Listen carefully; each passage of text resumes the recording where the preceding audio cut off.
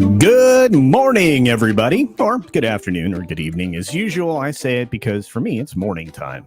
And of course, we are having a wonderful, wonderful Tuesday, or at least I am. Let's say hi to everybody that showed up. I appreciate everybody who was here early. I'm starting a few moments later than normal, but I think it's going to be a good time. We've got Janet from another planet. OC Dobbins is hanging out with us as well. Liger fan. We got, Mr. Shirt is here. Good to see you. We've got, oh my gosh, lots of folks. Xenomorph is hanging out. We've got Judacon. What's up, Judacon? We've got our friend Mexican Iron Man. What's going on, Mike? Good to see you. We've got One Man Show. What's up, buddy? Snortapoopus Q Burr is in the house along with Critizable, the low-key furry. Oh, you dropped your coffee. That stinks. Time to brew more. I hate that. Rogue Disney's in the house. Morgan King is in the house. Tina Beebe's in the house. We got a lot of folks here this morning. Thank you so very much, Master Sidearms. Appreciate it, with Cody Guy coming in as well, and Canadian Spider-Man. Pretty pumped up.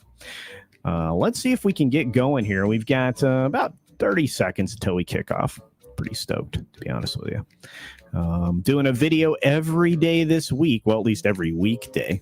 Going to try to pump out 20, 25 videos this month. We'll see if I can maintain that. Don't know. What's going on, Matt G? Matt G is Bart the Blizzard. He's promoting everything. Brightest Days here as well.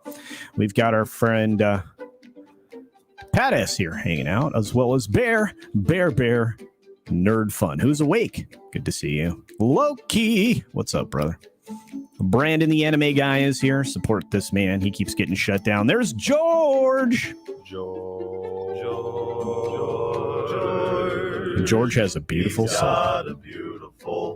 soul. And it just occurred to me, I don't know that went out over the airways, but if not, I'll just say hi to a couple more of you, and then we'll be underway. There's V-Star, Rob Altus, and Comrade Roof Korean, the Based. All right, guys, hopefully you can hear me. We gotta go. Here we go.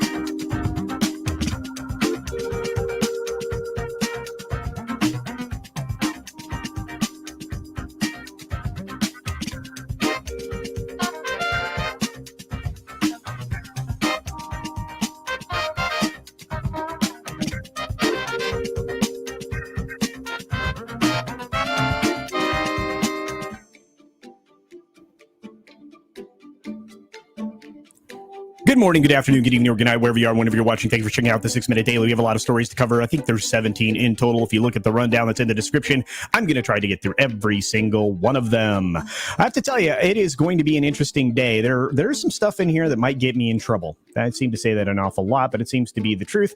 We're going to start first off with Norman Reedus, Sean Patrick Flannery, and director Troy Duffy reuniting for The Boondock Saints 3. I'm pretty stoked to like the first couple of films. A lot of people did. Can't wait for a third one. Bradley Cooper launches his production label and sets Hyperion at Warner Brothers. He's moved that over from Sci-Fi, which is a smart move on his behalf, and these things that were going to be a limited run TV show are being turned into major feature productions. I can't wait to see what the fruits of this labor are. There's 4 books, and we'll see where they come out and how faithful they are in their adaptation. We have Jeffrey Donovan. He's moving over to Law and Order in the revival of this show. Hopefully this works out for him. This guy has been struggling not struggling. He's been in Hollywood a long time. He's been a great working actor, but I don't think he's been given the proper kudos that he absolutely deserves. So let's see what happens with this project. Showtime's Dexter is returning with new characters and new kills. Apparently he's going to be less reserved and not necessarily following the code as he gets rid of more and more people. I think it's going to be interesting after abandoning his son to revisit this character and see what actually happens. Moving on from there, of course, we have the Book of Boba Fett trailer that got dropped yesterday and seemed to draw a collective from the audience. Although there were some people that were pretty stoked, and I'm glad if that's your jam. I hope you appreciate it. But we've got other bunch of things to talk about, including the new trailer that dropped for Morbius. That's right, Jared Leto really needs to get a handle on his powers in the new Morbius trailer that broke today. Do check this out if you haven't already. I think this is going to be kind of a cool film, and I think that, again, it could be another big win for Sony. Sony seems to be doing better at the MCU than Disney right now, and of course, the video today that I'm putting together will talk a little bit about that. In fact, it's going to talk a little bit about this. Ernals is kicking off a One Open campaign promoting multicultural films, again, from Gold House and the other coalition there. They're going to gold open this puppy, and boy, do they want to make sure this thing opens in light of its negative reviews, which have been substantial. We, of course, have the marketing campaign. The blitz that's out there is talking about the first Marvel first. They're showcasing a deaf superhero, apparently South Asian superheroes. I thought we just had some. And a gay kiss, which of course will be conveniently removed from anything in any country that doesn't allow for such things. If you had the courage of your convictions and this really mattered, you would leave that in everywhere. And if they didn't want to run the film, they wouldn't run the film. A lot of countries that wouldn't run this film. Anyway, it doesn't matter. 30,000 visitors got locked inside of Shanghai Disneyland, of course. And we talked briefly about this yesterday, but I didn't feel I gave it its due. One test at the gate left 30,000 plus people in here. Reports say 33,000. You also have the park itself being shut down for 2 days. That's not great. Yahoo is actually pulling out of China. They're citing a challenging business and legal environment. They're not the only ones. The business tensions between the U.S. and China are growing as the economy in China continues to slow down, falter.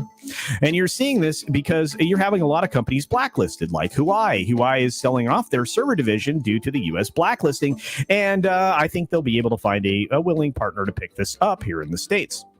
Apple is cutting its iPad production so that it can feed chips to its iPhone 13 phones, which basically is telling you that the chip shortage is actually hitting Apple harder than they want to admit. I think it's hitting all of them harder than they want to admit. And I think profits could suffer, to be honest with you. Moving on from there, Pfizer tops the Q3 forecast because of its sales, and again, they're making profit off of you, and so is BP as they warn of a tight gas market ahead of the profits that surge that they just had. Okay, so you are increasing costs and prices dramatically, and now your profits rise. I wonder why, and I wonder if there's any motivation of any of these places to actually keep things comfortable for consumers. Of course not. Tesla's software recall may head off a fight with U.S. regulators as they update the cars remotely to make it so that they don't stop randomly, apparently. It's kind of weird, a little bit of a glitch here and there. The World Series TV viewers for Braves Astros is 37% up for the Game 3. Last year, historically down. This year, the World Series historically up. And what's interesting is there is a familiar chant, or a recently, noticed chant going around these ballparks that apparently the mainstream news media has to explain to you. At least US Today is trying to get a handle on this. The Let's Go Brandon chant is really bothering them, and they're saying it's all about, quote unquote, the Republican base. Well, while many people may be from that side of the aisle, there are a lot of people that don't fall on either side of the political spectrum that are using this chant on a regular basis. It's a rallying cry of sorts, calling out the emperor who has no clothes.